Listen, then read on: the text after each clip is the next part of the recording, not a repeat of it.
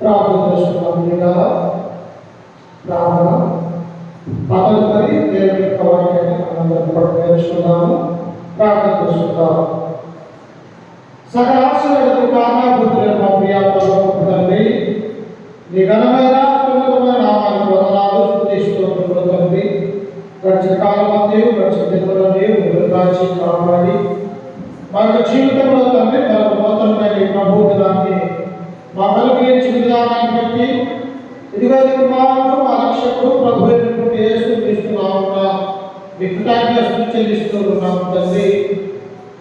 కోడి తన పిల్లల్ని ఎలాగైతే ఎక్కడెక్కడ భద్రపరుచుకుంటూ తండ్రి, అలాగే తండ్రి మా యొక్క జీవిత కాలం తండ్రి మమ్మల్ని భద్రపరుచుకుని తండ్రి మా యొక్క జీవితంలో మరొక నూతనమైనటువంటి రోజును అనుగ్రహించినందుకు మీకు వందనాలు స్తుతిస్తున్నాము తండ్రి. ఇదిగో నేనున్నటువంటి యొక్క ప్రభు దినాలు తండ్రి, ప్రపంచంలో ఉన్నటువంటి అనేక మంది క్రీస్తు సంఘాలలో తండ్రి ఆత్మతోనూ సత్యంతోనూ నిరారాధన చేస్తూ ఉండగా అటు వారిలో తండ్రి మేము చిన్న మందగా చిన్న ప్రజలుగా నీ పాద సన్నిధిలో కూర్చొని తండ్రి ఇప్పటి వరకు ప్రార్థన ద్వారా పాపల ద్వారా నేను భయపరుచుకుని ఉన్నాం. ఇదిగో తండ్రి పరిశుద్ధ గ్రంథంలో నుంచి ఈ వాక్యాన్ని బోధించడానికి నేను నిలవబడి తండ్రి, నిలవబడినటువంటి నేను నిరుత మాత్రమే తండ్రి, ఎందుకు పనికిరానటువంటి నన్ను నేను శిరసాలను మరుగుపరుచుకుని తండ్రి, ఇదిగో నీ బిడ్డలకు మాకును మా యొక్క జీవితాలకు ఏ మాటలైతే అవసరమైనట్టు ఉన్నాయో తండ్రి ఆ మాటలు బోధించడానికి ఆత్మస్వమైనటువంటి జ్ఞానాన్ని మంచి ధైర్యాన్ని నాకు అనుగ్రహించి సహాయం చేయండి తండ్రి. ఇదిగో విడిచినటువంటి నీ బిడ్డల యొక్క హృదయాన్ని తెచ్చి నీ వాక్యం గ్రహించి వాక్య ప్రకారం జీవించుటకు కృప చూపించి సహాయం అనుగ్రహించగలని విమానములు పాలక్షకుడు మా ప్రభు అయిన క్రీస్తు యేసు నామమున ప్రార్థించి అనుగ్రహిస్తున్నాము తండ్రి. ఆమేన్. క్రీస్తునందు ప్రియమైనటువంటి దేవుని బిడ్డలారా, ఇప్పటి వరకు పాటల ద్వారా మనందరం కూడా దేవుని మహిమపరుచుకుని ఉన్నాము. ఒక 30 నిమిషాల పాటు దేవుని యొక్క వాక్యాన్ని మనం నేర్చుకుందాము. పరిశుద్ధ గ్రంథంలో నుంచి ప్రతి ఆదివారం కూడా దేవుని యొక్క మాటలను నేర్చుకుంటూ భౌతిక సంబంధమైనటువంటి మన యొక్క జీవితాన్ని ఆత్మ సంబంధంగా దేవుడిలో జీవించే విధంగా నడుచుకుంటూ ఈ లోక జీవితంలో మనం ముందుకు కొనసాగే వారిగా ఉంటున్నాం. అందుకే నేడు పరిశుద్ధ గ్రంథంలో నుంచి ఒక అంశాన్ని మనం చదువుకుంటూ ఉన్నప్పుడు శిలువను గురించిన వార్త నశించుచున్న వారికి వెరితం అనే అంశం గురించి మనం నేర్చుకుందాం. ఏంటి శిలువను గురించినటువంటి వార్త నశించుచున్నటువంటి వారికి వెరితం ఎలా కనిపిస్తున్నది అన్నటువంటి విషయాన్ని గురించి మనం ఆలోచన చేస్తే 2023 ముందు ప్రియులారా 2023 సంవత్సరాల క్రితం జరిగినటువంటి ఒక విషయాన్ని మనం నేర్చుకుంటున్నాం. ఏంటి అన్న విషయం అంటే మానవులందరూ కూడా దేవుడి కొరకు ఎదురు చూస్తున్నటువంటి సమయం. భూలోకంలో ఉన్నటువంటి 12 గోత్రాల వారందరూ కూడా అబ్రహాము సంతానమైనటువంటి దావీదు కుమారుడుగా ఈ లోకానికి రక్షకుడుగా రాబోతున్నాడు మెస్సియా అని ఆనాడున్నటువంటి యూదులందరూ కూడా ఎదురు చూసే సమయాలు. అట్టి ఎదురు చూస్తున్నటువంటి ఆ సమయాలలో తండ్రి ఎప్పుడైతే అబ్రహాము వాగ్దానం చేశాడో ఆదికాండం 12:1-3 మనం చదువుకుంటూ ఉన్నప్పుడు దేవుడు ఏం చేశాడంటే అబ్రహాముకు వాగ్దానం చేశాడు, నీ ద్వారా సమస్త మానవాళి రక్షణలోకి వస్తాదన్న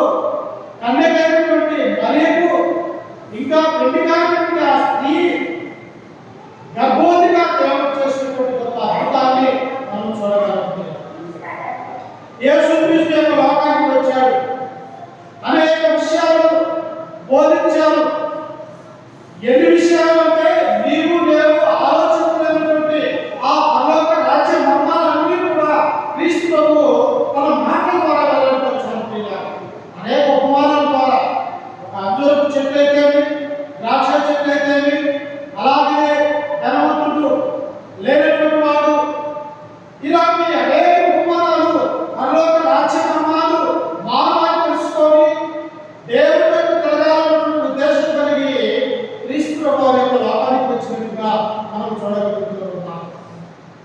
అందుకనే క్రీస్తు ప్రభు దేవుని యొక్క కుమారుడు, రాజ్యాలన్నిటి మీద ప్రభు అయిన సత్యాన్ని మనం అందరం కూడా గమనించాలి. ప్రియులారా, ఆయన మరణించాడు, సమాధి చేయబడ్డాడు, తిరిగి మూడవ దినాన లేచి నేనే మీ దేవుడిని మనందరికీ కూడా దేవుడి యొక్క కుమారుడుగా నిరూపితమైనట్టుగా గ్రంథం మనకు చదివిస్తున్నారు.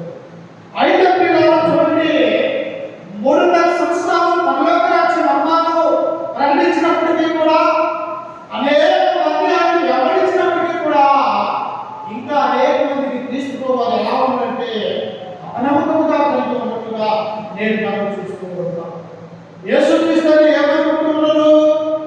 ఈయన మానవుడు కదా, ఒక మనిషికి పుట్టినటువంటి వాడు కదా, కన్నటువంటి మర్యాద ఉపయోగించినటువంటి వాడు కదా, మానవుడు పుట్టినటువంటి మానవుడే కదా, కానీ దేవతరాలే కాదని అలాంటి లోకం కానీ ఉన్నటువంటి మానవాన్ని కానీ క్రీస్తు వారిని నమ్మకంగా మనం చూడగలుగుతూ ఉంటాం.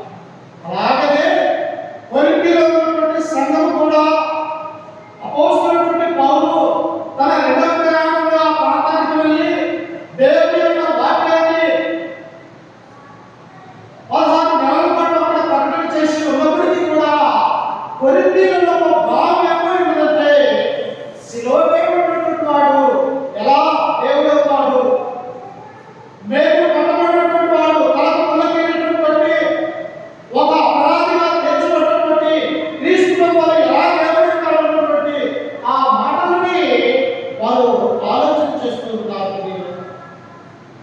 అప్పుడే అంటున్నాడు చూడండి, కొరింథీయులకు రాసినటువంటి 10వ పత్రిక దేవుడు ఏమని మనకు తెలియపరుస్తున్నాడు. ఒకసారి కొరింథీయులకు రాసినటువంటి 10వ పత్రిక 1వ అధ్యాయం 18వ వచనాన్ని మనం చదువుకుందాం. శివుని గురించిన వార్త నశించుచున్న వారికి వెలుగును కానీ రక్షింపబడుచున్న మనకు దేవుని యొక్క శక్తి పిల్లలు ఏమంటున్నాడు? ఓ కొరింథీయులారా, భౌతిక సంబంధమైనటువంటి మీ జ్ఞానం ద్వారా దేవుని యొక్క చిత్తాన్ని, దేవుని యొక్క సంకల్పాన్ని గుర్తెరగక యేసు క్రీస్తు వారు ఎందుకు యొక్క లోకానికి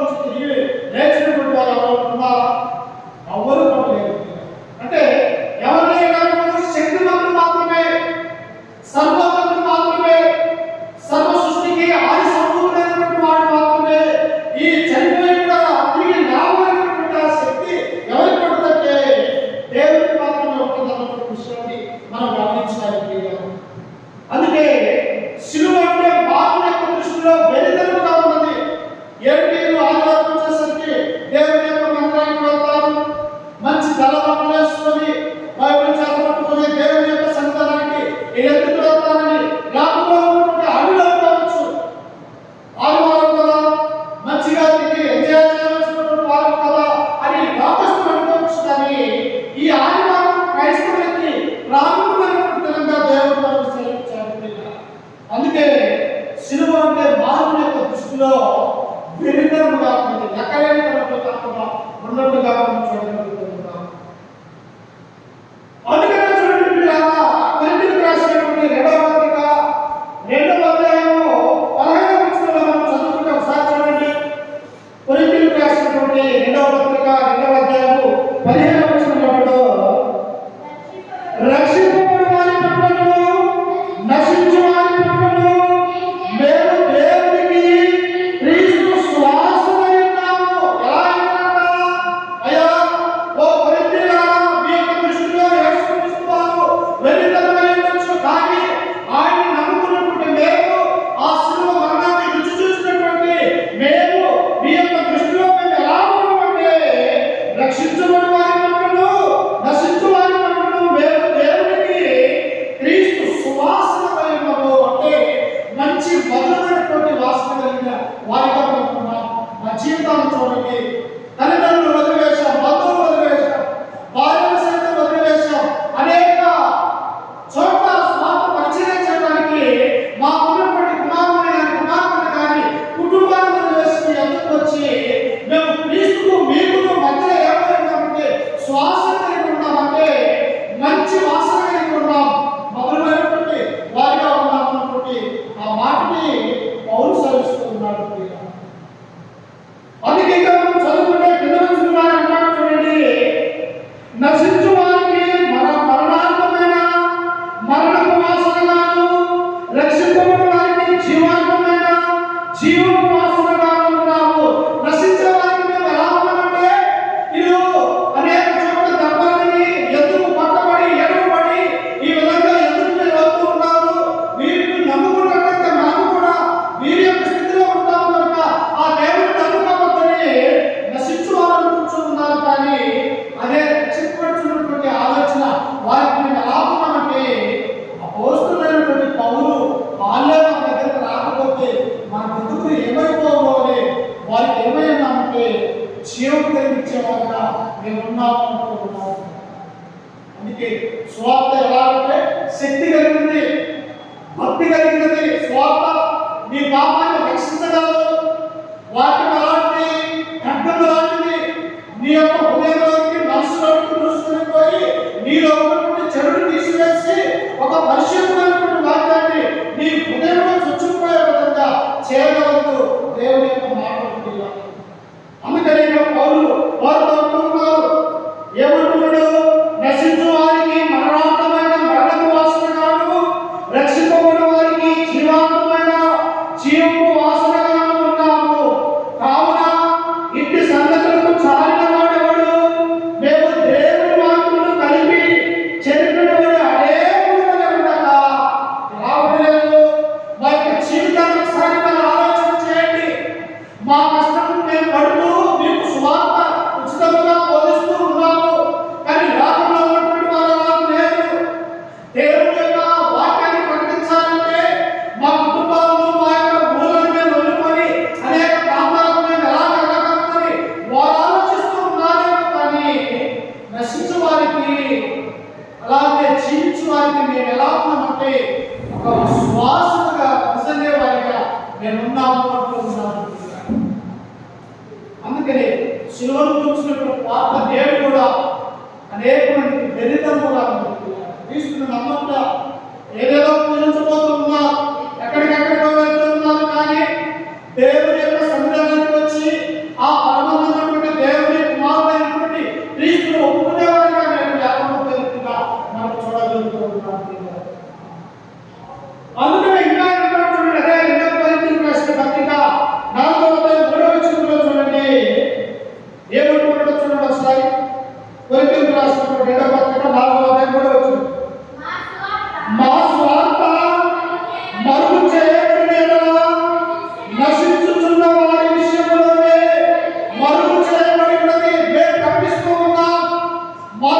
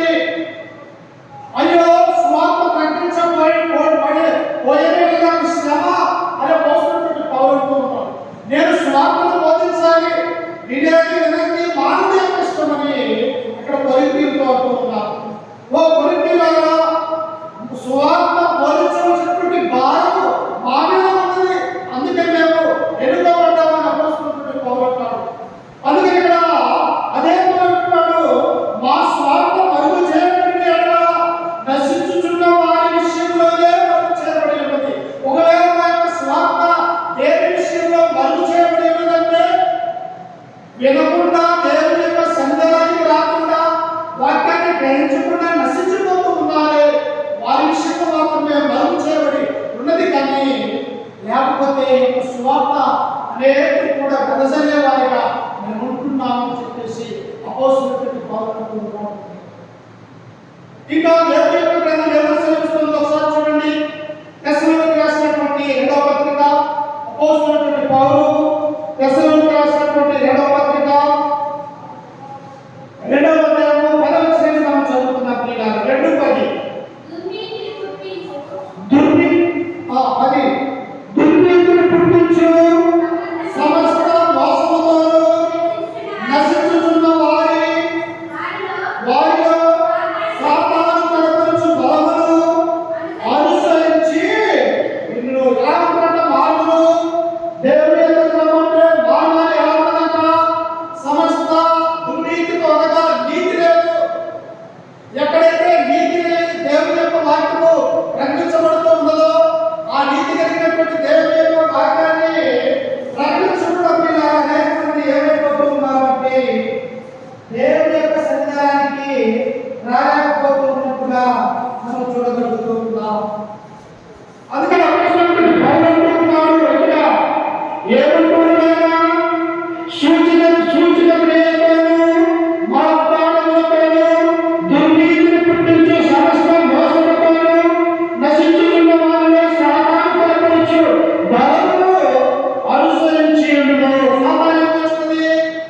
దేవుని యొక్క సన్నిధానానికి రాకుండా ఏదో ఒక పని ఆటంకపరుస్తూ దూరపరిచే కార్యక్రమాన్ని సాతాను చేస్తూ ఉంటుంది. వెళ్దాం దేవుని యొక్క మందిరంలో ఉంటూ ఉంటాం, కానీ నిలబడినటువంటి స్థితిలో మనం ఉంటాం.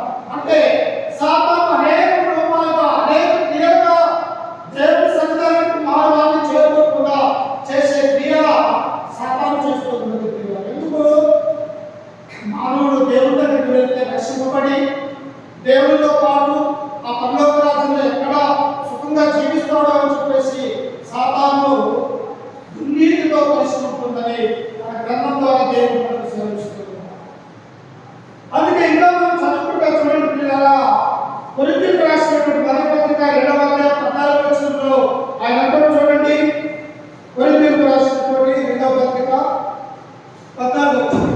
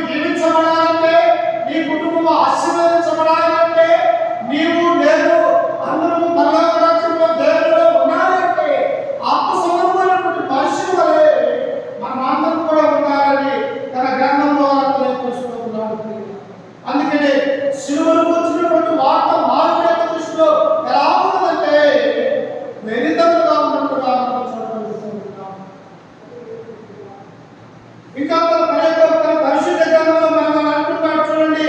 అపోస్తలుల కార్యములు 17వ అధ్యాయము 31వ వచనంలో మనం చదువుకుంటే అక్కడ గ్రంథకర్త మనకు శ్రమిస్తూ ఉన్నాడు దేవుడు. చూడండి, అపోస్తలుల కార్యములు 17వ అధ్యాయము 31, 32,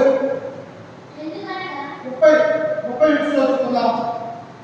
ఆ అజ్ఞాన కాలమున దేవుడు చూచి చూడనట్టుగా ఉండెను. ఎప్పుడంట? నీకు నాకు రక్షణ సంకల్పాన్ని తెలియబడినప్పుడు. మన యొక్క పూర్వపు జీవితము అజ్ఞాన జీవితం అనగా జ్ఞానం లేనటువంటి జీవితము. ఈ గ్రంథము మనకు లేనప్పుడు మన యొక్క జీవితం ఎలా ఉన్నది? అజ్ఞాన కాలముగా ఉన్నట్టుగా మనం చూడగలుగుతూ ఉంటాం. అందుకని అప్పుడు దేవుడు ఎలా ఉన్నాడట? ఆయన చూచి చూడనట్టుగా. నా పిల్లలు సరైనటువంటి నిబంధనలు లేరు, ధర్మశాస్త్రం లేదు, నా బిడ్డల అన్నిటికీ. కాబట్టి ఆ యొక్క దినాలలో దేవుడు ఎలా ఉన్నాడంటే చూచి చూడనట్టుగా ఉన్నాడు. కానీ చూడండి, ఇప్పుడైతే అంతకుడు అందరూ మారు మనసు పొందాలని మనుషులకు ఆజ్ఞాపించుచున్నాడు. ఆజ్ఞ, ఒక చట్టం, ఒక నిబంధన చేస్తూ ఉన్నాడు.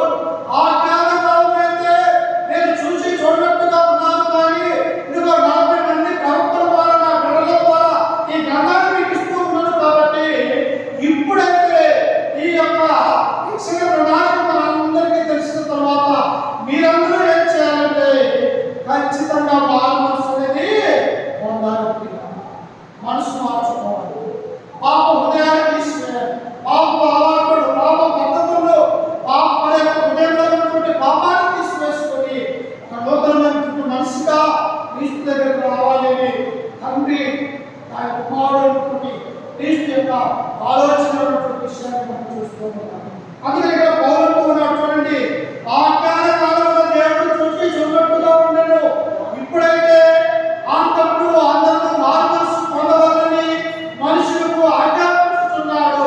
ఒకవేళ నేను మారు మనసు పొందను, ఈ లోక సంబంధంగా నేను ఇలాగే ఉంటాను అని మనం ఆలోచిస్తే దానికి కూడా శిక్ష ఉన్నది అనే విషయాన్ని ఇక్కడ మనం చూసుకుంటున్నాం.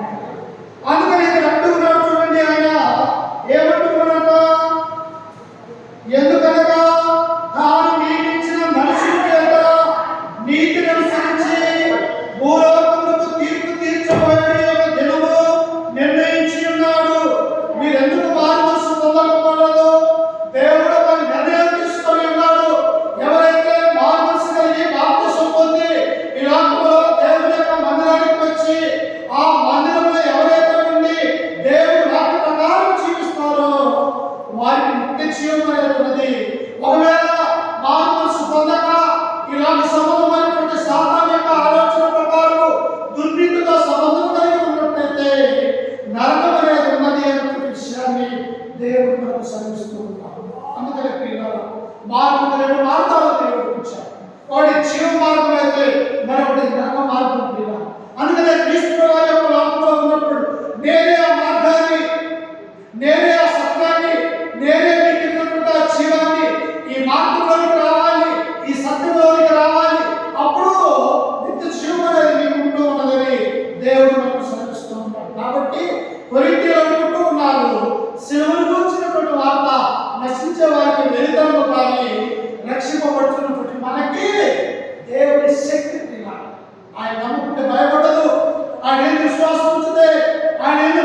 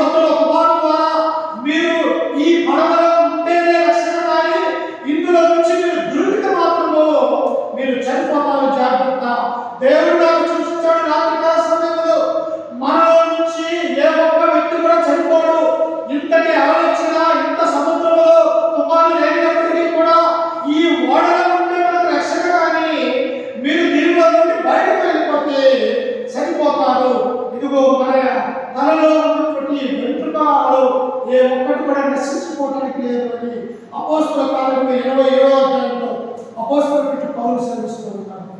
చూశారా, దేవుడు అంటే ఎంత నమ్మకమో, దేవుడి మీద ఆయన ఉన్నటువంటి విశ్వాసం ఎలాంటిదో మనము కూడా అట్టి నమ్మకం అట్టి విశ్వాసం కలిగి ఉంటే ఆయన శక్తిని మనం చూసేవాడుగా ఉంటామన్నటువంటి విషయాన్ని మనం గుర్తించాలి. అందుకని ఇంకా చూడండి, ఆయన అంటూ ఉన్నాడు, ఒకసారి చూడు దేవుడి మీద ఉంటే ఎంత నమ్మకం ఉన్నదో. ఒకసారి మార్కు సువార్త 7వ అధ్యాయం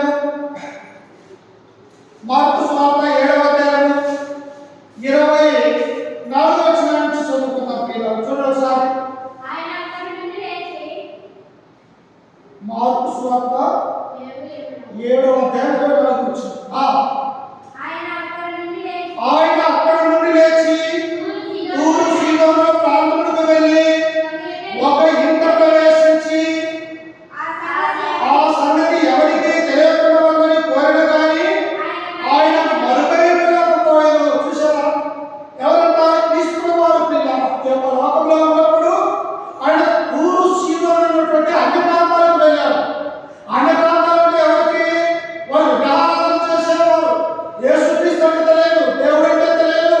అట్టి ప్రాంతమైనటువంటి తూరు సీదోను అనేటువంటి ప్రాంతానికి ఒక ఇంట చేరి ఆయన అంటున్నాడు, అయ్యా నేను వచ్చినటువంటి విషయం ఎవరికి తెలియకూడదు అని చెప్పేసి క్రీస్తు వారు అనేసరికి ఆయన ఎప్పుడైతే ఆ ప్రాంతానికి వెళ్ళాడో పిల్లల ఆ ప్రాంతం అంతా కూడా తెలిసిపోయింది. అయ్యో, యూదా దేశంలో గలిలయ ప్రాంతంలో ఉన్నటువంటి నువ్వు అద్భుతాలు సూచక్రియలు చేసే దేవుని కుమారుగా పిలువబడుతున్నటువంటి క్రీస్తు మన ప్రాంతమైనటువంటి తూరు సీదోనుకు వచ్చాడని చెప్పేసి అక్కడ ఉన్నటువంటి ప్రజలందరికీ కూడా తెలిసిపోయింది. అంటే ఆయన శక్తి లాంటిది. ఎక్కడో ఇశ్రాయేలు దేశమైనటువంటి కుగ్రామైనటువంటి బెత్లెహేములో పుడితే నేను ప్రపంచంలో ఉన్నటువంటి మానవాళి కూడా క్రీస్తు వైపు చూసే ఆ ఆలోచన దేవుడు మనలో రేకెత్తించాడు. అందుకనే చూడండి, ఆ కింద వచనంలో చదువుకుంటే 25 అపవిత్ర ఆత్మ పట్టిన చిన్న కుమార్తె ఒక స్త్రీ ఆయన కూర్చుని వచ్చి ఆయన పాదముల పడను. ఆ స్త్రీ సులోపెనేకే వంశమును పుట్టిన గ్రీసు దేశస్తురాలు. ఎవరంట? ఒక స్త్రీ కనుగొన్నది పిల్లలు. ఎవరు ఏమంటే సులోనిపైకి చెందినటువంటి ఒక స్త్రీ యేసు యొక్క ఇంట ఉన్నాడని చెప్పేసి తన యొక్క చిన్న కుమార్తె దెయ్యము పట్టి మంచం మీద ఉంటే క్రీస్తు గురించినటువంటి విని ఆయన యొక్క పిల్లలు. చూశారా, మనం కూడా దేవుడి యొక్క వాక్యం వింటున్నప్పుడు యేసు క్రీస్తు యొక్క శక్తిని ఆయన మీద నమ్మకం ఉంచాలి పిల్లలు. అప్పుడు మనల్ని మన కుటుంబాన్ని దేవుడు దీవించుతారు. ఇక్కడ అనురాగమైనటువంటి యొక్క స్త్రీ యేసు క్రీస్తు గురించి విని ఆ ఇంట్లో ఉన్నాడని తెలుసుకొని తన చిన్న కుమార్తెను ధైర్యపట్టి ఇంట్లో మంచం మీద ఉన్నదని గుర్తెరిగి ఆయన యొక్క విశ్వాసం నుంచి క్రీస్తు దగ్గరికి వెళ్ళింది పిల్లలు. అప్పుడు ఏం జరిగిందో చూడండి, కింద వచ్చినప్పుడు ఆయన ఆమెను చూసి చూడండి పిల్లలు మొదట తృప్తి పొందవలను, పిల్లల పాటలు తీసుకుని కుక్క పిల్లలకు వేయడం యుక్తము కాదు అని. అయ్యా, యేసుక్రీస్తు అంటున్నాడు, అమ్మా నేను ఎవరిని రక్షించడానికి వచ్చాను? నా స్వజనమైనటువంటి ఇశ్రాయేలు ప్రజలను రక్షించడానికి నేను ఈ లోకానికి వచ్చాను. కానీ పిల్లలు ముందు తిని తృప్తి పొందాలి. ఎవరంటే ఇశ్రాయేలు ప్రజలు, నశించిపోతున్నటువంటి ఇశ్రాయేలు ప్రజలను రక్షించడానికి ఈ లోకానికి నేను వచ్చాను. కానీ నువ్వు ఎవరికి? గ్రీసు దేశస్తురాలు అనగా అన్యురాలివి. మొదట నా బిడ్డలైనటువంటి ఇశ్రాయేలు ప్రజలు తృప్తిగా తింటే తప్ప ఇతరుల తర్వాత ఇవ్వదు అని చెప్పేసి ఒక ఆమెలో ఉన్నటువంటి విశ్వాసాన్ని బయటకు తీసుకురావడానికి క్రీస్తు ప్రభు ఎక్కువ మాట్లాడుతున్నాడు. అప్పుడు చూడండి, కింద వచనంలో ఆమె అంటూ ఉన్నది, అందుకనే నిజమే ప్రభువా, అయితే కుక్క పిల్లల సైతము బల్ల కింద ఉండి పిల్లలు పడవేయి రొట్టె కుక్కలు తిరుగు కదా అని ఆయనతో చెప్పాను. మనమైతే ఏమంటాం తెలుసా? కుక్క కుక్కతో ఆ స్త్రీని పోల్చాడు. కానీ మనమైతే అయ్యా నువ్వేదో రక్షిస్తామని నేరొస్తే నన్ను కుక్క పిల్లలతో పోలిస్తాడని చెప్పేసి మనమైతే అక్కడి నుంచి వెళ్ళిపోయే వాళ్ళం. కానీ ఈ స్త్రీ దేవుడి అంటే భయపడింది, విశ్వాసం కలిగి నా కుమార్తెను ఎలాగైనా రక్షించుకోవాలన్నటువంటి ఉద్దేశం కలిగి క్రీస్తు దగ్గరికి వచ్చినప్పుడు ఆ మాటను రాబడుతుంది. అయ్యా నిజమే చేయకూడదు అని చెప్పింది. యజమానులు తింటూ ఉన్నప్పుడు, పిల్లలు తింటూ ఉన్నప్పుడు ఆ రొట్టె ముక్కలు కింద పడితే కుక్కలు ఎలాగైతే తింటాయో అలాగనే వారికి ఆశీర్వదించగా మిగిలిన ఏదంటే నా బిడ్డని నన్ను నా కుటుంబాన్ని ఆశీర్వదించమని ఆ సులోనిక చెందినటువంటి ఆ అన్యురాలు అంటే దేవుని యొక్క శక్తి గురించి తెలుసుకుంటాం. దేవుని యొక్క విశ్వాసం కలిగి నమ్మకం కలిగి ఉంటే ఆయన ఎన్ని అద్భుతాలు చేయగలడు అని చెప్పేసి తను తెలుసుకున్నది కాబట్టి ఆ క్రీస్తు దగ్గరికి వచ్చేది ప్రియుల. అప్పుడు చూడండి కింద వచ్చినప్పుడు ఏమని ఉందంటే, అందుకైనా ఈ మాట చెప్పిన వెళ్ళు, దయ్యము నీ కుమార్తెను వదిలిపోయిందని ఆమెతో చెప్పను. ఆమె ఇంటికి వచ్చి తన కుమార్తె మంచం మీద పడుకొని దయ్యము వదిలిపోయినట్టు చూసారా? క్రీస్తునందు నమ్మకం కలిగి ఉంటే మనం ఏ దేశంలో ఉన్నా, ఏ ప్రాంతంలో ఉన్నా, ఎక్కడ ఉన్నా నా దేవుడు నా కుటుంబాన్ని నన్ను రక్షించగలడని మనం విశ్వాసం కలిగి ఉంటే ఆ విశ్వాసం బట్టి దేవుడు మనల్ని రక్షిస్తాడు. ఈ యొక్క అన్యురాలైనటువంటి ఈ యొక్క స్త్రీ ఎక్కడో తన యొక్క కుమార్తెను దయ్యం బట్టి ఇంట్లో ఉంచి ఇదిగో క్రీస్తు అక్కడ ఉన్నాడని తెలుసుకొని ఈ స్త్రీ వచ్చి ఆయనతో సంభాషించింది, మాట్లాడింది, తనకున్నటువంటి విశ్వాసాన్ని క్రీస్తు ఎదుట అందుకని కొరింథీయులకు రాసినటువంటి మొదటి పత్రిక 1:18 ఆయన ఏమంటాడు, శిలువను గూర్చినటువంటి వార్త నశించుతున్న వారికి వెలుగును కానీ రక్షింపబడుతున్నటువంటి మనకి దేవుని యొక్క శక్తి. ఆయన శక్తిని పొందుకోవాలంటే, ఆయన మార్గాన్ని మనం తెలుసుకోవాలంటే, ఆయన దేవుని యొక్క కుమారుడు మనం శ్వాసించాలంటే మొదట ఏం చేయాలంటే దేవుని యొక్క సంతానానికి రావాలి, దేవుని యొక్క వార్త వినాలి, ఆయన లోకరక్షకుడిని గుర్తరగాలి. మన జీవితకాలం అంతా కూడా క్రీస్తుని నోట్లో ఒప్పుకుంటూ ఆయన యొక్క కార్యక్రమంలో మనం పాల్గొంటే ఆయన శక్తుల్లో మనం తెలుసుకుంటున్నాం. అందుకనే ఆయన చివరిగా ఒక మాట చెప్తున్నారు చూడండి. కొరింథీయులకు రాసినటువంటి 2వ పత్రిక పౌలు ఎలాంటి నమ్మకం కలిగి ఉన్నాడు ఒకసారి చూడండి. కొరింథీయులకు రాసినటువంటి 2వ పత్రిక 4వ అధ్యాయం 16వ వచనం. 4:16 కావున మేము అధైర్యపడము, మా బాహ్య పురుషుడు కృషించుచున్నను, ఆంతర్య పురుషుడు దినదినము నూతనపరచుచున్నాడు. మేము భయపడము. మేము ఎవరు కలిగి ఉన్నాము? క్రీస్తుని కలిగి ఉన్నాం. క్రీస్తు యొక్క వాక్యాన్ని మేము కలిగి ఉన్నాం. క్రీస్తు ఆయన జీవిస్తూ ఉన్నాడు. క్రీస్తుని మేము జీవిస్తూ ఉన్నాం. కాబట్టి మేము అధైర్యపడము, మా బాహ్య పురుషుడు కృషించుచున్నను, ఆంతర్య పురుషుడు నూతనపరచుచున్నాడు. అంటే ఈ బాహ్య పురుషుడికి కష్టాలు వచ్చినా, శ్రమలు వచ్చినా, దెబ్బలు వచ్చినా, దెబ్బలు ఇది కృషించిపోతూ ఉన్నప్పటికీ కూడా మా ఆత్మ, మా హృదయములే దీని దినము నూతనపరచుకొచ్చున్నాం అంటున్నాడు. మరి నీవు ఈ లోకంలో ఎన్ని కష్టాలు వచ్చినా, ఎన్ని నష్టాలు వచ్చినా మా దేవుడు రక్షించగల సమర్థుడు అని చెప్పేసి క్రీస్తులను మనం విశ్వాసం కలిగి నమ్మకం కలిగి మన బ్రతికినంత కాలము మనం బ్రతికితే పిల్లలా మనం మరణించినప్పటికీ కూడా దేవుడిలో ఉంటాం, క్రీస్తులో ఉంటాం, జీవము కలిగి ఉంటాం అన్నటువంటి ఈ యొక్క విశ్వాసం ఉండాలని చెప్పేసి ఈ వాక్యంలో మిమ్మల్ని హెచ్చరిస్తూ ఈ మాటలను కూడా హెచ్చరిక చేసుకుంటూ ఓపుకుని మీ అందరికీ మన రక్షకుడు ప్రభువు వేసుకున్నాం వందనాలు తెలియజేస్తూ ఈ వాక్యాన్ని ముగించుకుంటూ ఉన్నాను. చిన్న ప్రార్థన చేస్తున్నారు. తదుపరి దేవుని యొక్క ఆరాధనలో నవరాత్రి కోసం ప్రార్థన. మమ్మల్ని వ్యక్తిగా ప్రేమించిన మా ప్రియాపరమ తండ్రి, ఈ ఘనమైన అత్యున్నతమైన నామానికి వందనాలు తీసుకుంటున్నాను. గడిచిన కాలమంతా గడిచిన నెలలో మేము కాచి కాపాడి మా యొక్క జీవితంలో మరొక అవసరమైనటువంటి రోజులు మా కొరకు ఇచ్చిన దానాన్ని బట్టి మీకు ప్రార్థన చెల్లిస్తూ ఉన్నాము తండ్రి. ఇదిగో కొరింథీయులో ఉన్నటువంటి వారికి అపోస్తలుడైన పౌలు తన పత్రం ద్వారా తెలియపరుస్తూ ఉన్నాడు. ఇదిగో తండ్రి, మేమందరం కూడా శ్వాసను కలిగి ఉన్నాం.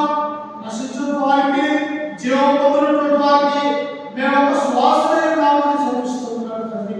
అలాగే మా యొక్క జీవితంలో కూడా అనేకులకు దేవుని యొక్క వాక్యాన్ని, దేవుని యొక్క గొప్పతనాన్ని తెలియపరుస్తూ తండ్రి అనేక మందిని క్రీస్తులోకి నడిపించడం తండ్రి. మమ్మల్ని తండ్రి ఒక శ్వాసన వలె వాడుకోండి తండ్రి. ఇదిగో చెప్పబడినటువంటి మాటలు తండ్రి ఈ బిడ్డల యొక్క హృదయాలు తండ్రి అయా మరించి ఆలోచించినట్టు అయా తండ్రి మంచిగా నాటబడి గొప్ప చెట్టుగా ఎలాగైతే ఫలించి మంచి పంటనిస్తూ ఉంటుంది తండ్రి. అలాగే మధ్యాహ్న సమయంలో చెప్పినటువంటి చెప్పినటువంటి నీ మాటలు నీ బిడ్డలో మా యొక్క హృదయంలో దాచుకుంటుంది అనేకలు కూడా చెప్పుటకు సహాయం చేయండి. ఇదిగో తండ్రి మధ్యాహ్న సమయంలో తండ్రి సిలువను కూర్చున్నటువంటి వార్త నశించుతున్న వారి పరికరం కాదు రక్షింపబడుతున్నటువంటి మాకు దేవుని యొక్క శక్తి అనుకుంటుంది భాగ్యాన్ని అనుగ్రహించండి. ఇదిగో క్రీస్తు దేశస్తురాలైనటువంటి యొక్క స్త్రీ తన యొక్క విశ్వాసాన్ని నిలబడపరుచుకుని తండ్రి తన యొక్క కుమార్తెను బాగు చేస్తున్నారు. అలాగే మా యొక్క జీవితంలో కూడా తండ్రి ఎల్లప్పుడూ విశ్వాసం కలిగి నమ్మకం కలిగి ఇవంటే భయం భక్తి విశ్వాసము ఇదే కలిగి ఉండటం చూపించగలని యేసు క్రీస్తు నామమున ప్రార్థించి అడిగి పెట్టుకుంటున్నాము తండ్రి. ఆమేన్.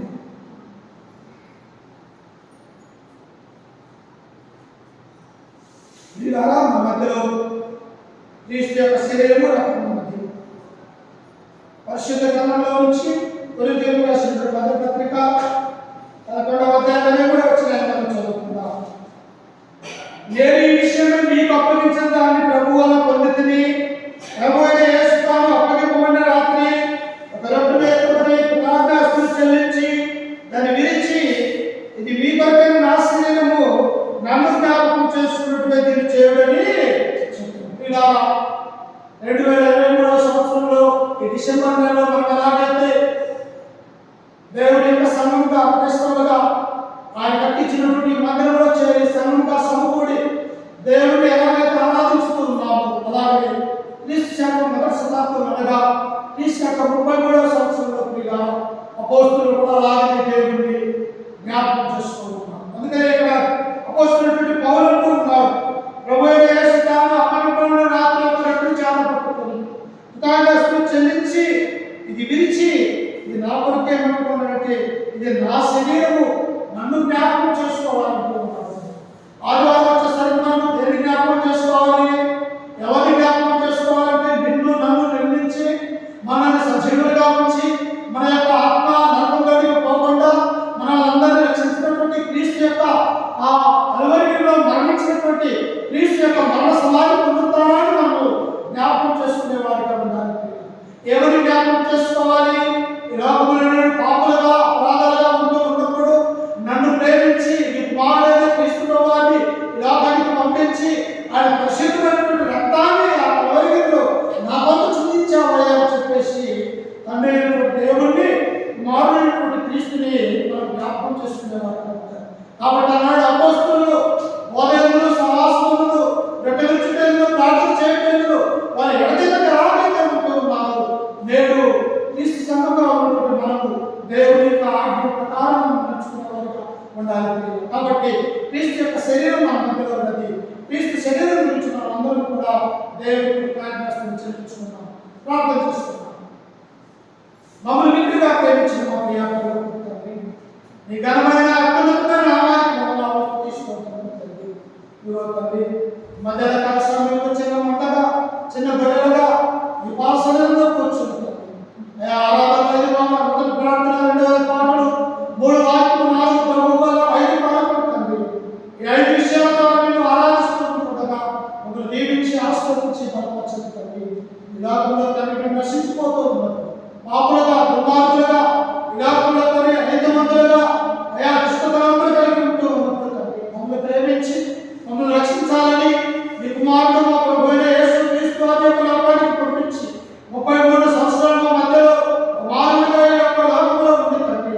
మా పాపం నిమిత్తమై కలువరిలో తన రక్తాన్ని చిందించి ఆయన మరణించి సమాధి చేయబడినటువంటి ఆయన మరణ సమాధి పునరుద్ధానాన్ని మేము జ్ఞాపకం చేసుకుంటూ ఉంటుండగా మమ్మల్ని దీవించి ఆశీర్వదించి బలపరచండి తండ్రి.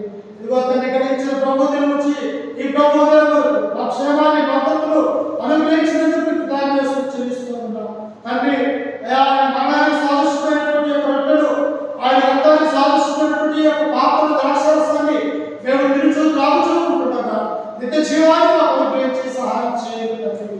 ఎవరు అయోగ్యంగా తినక యోగ్యం కలిగి నేను భయభక్తులు కలిగి పాపను చేయటకు కృప చూపించగలని క్రీస్తు యేసు నామమున ప్రార్థించండి తండ్రి. ఆమేన్.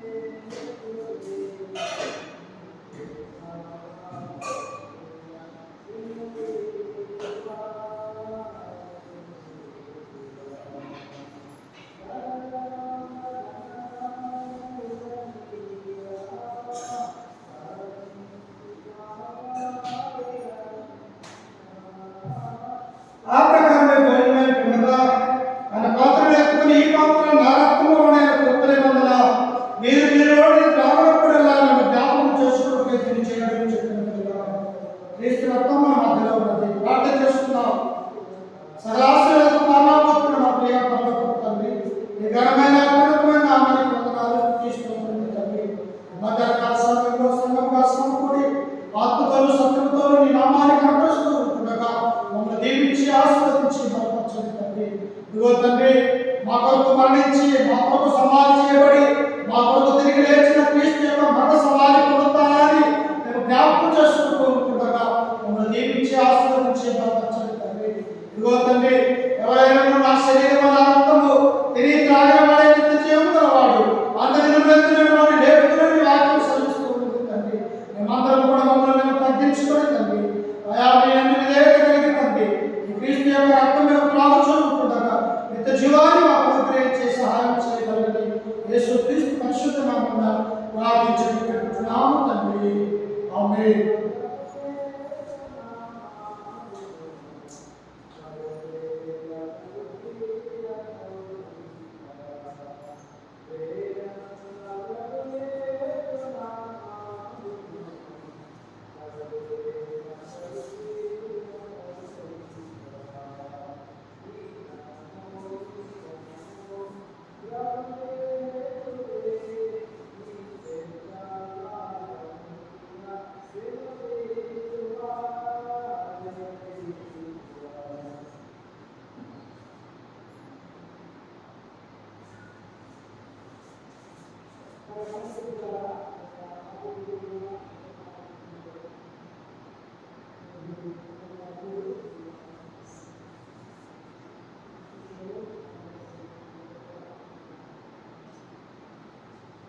Lord.